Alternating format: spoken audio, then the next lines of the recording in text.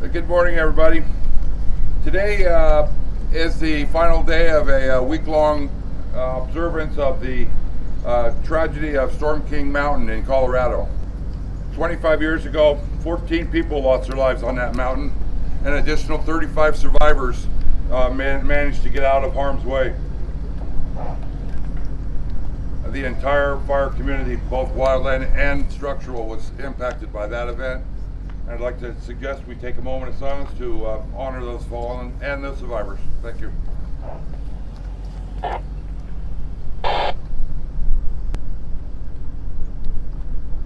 Thank you very much, everybody.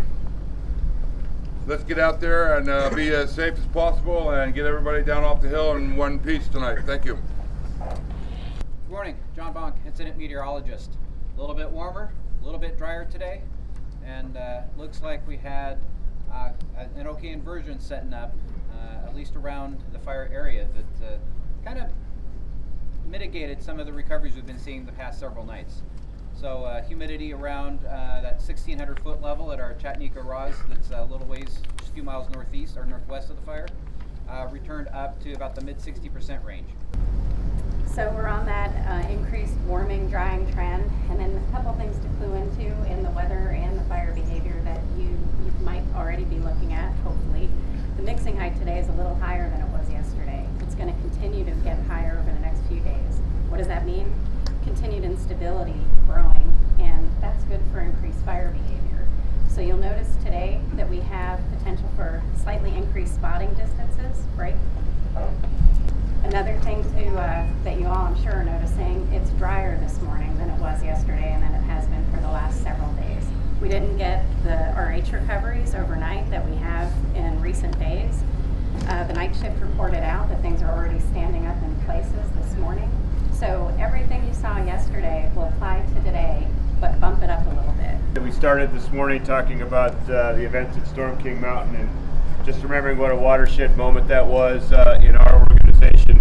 A lot of things changed after that from that we still put into place today. LCES, our Fireline Fire Refresher courses, all those things came out of that. There is more information in your IAP. Our safety officer had rendered some stuff in there, so take a look at that.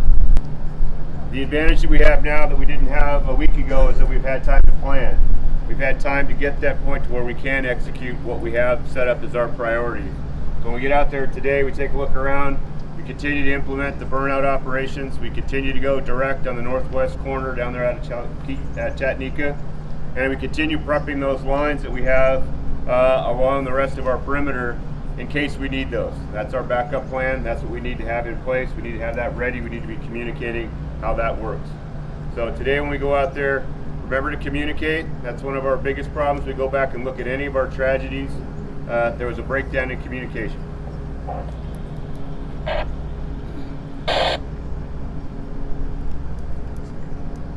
So as long as we're talking, we're seeing what's out there, we're making those real-time risk decisions we talked about the other day.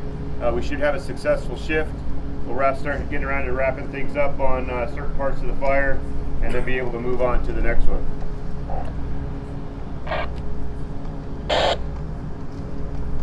Last part of my message this morning too is that with the hot and dry weather here, a lot of the fires in Alaska started picking up yesterday. Started burning a lot more acreage than we've been doing. That means in this neck of the woods we could start seeing more smoke impact coming in here also. So it might not just be our smoke that starts impacting our operations. So we need to be paying attention to that also. Competition for resources will start here shortly, I would imagine, by the end of the weekend for sure. So we're trying not to do more with less, but the more we can get done now, the more we can provide to other fires in the area. Have a good day.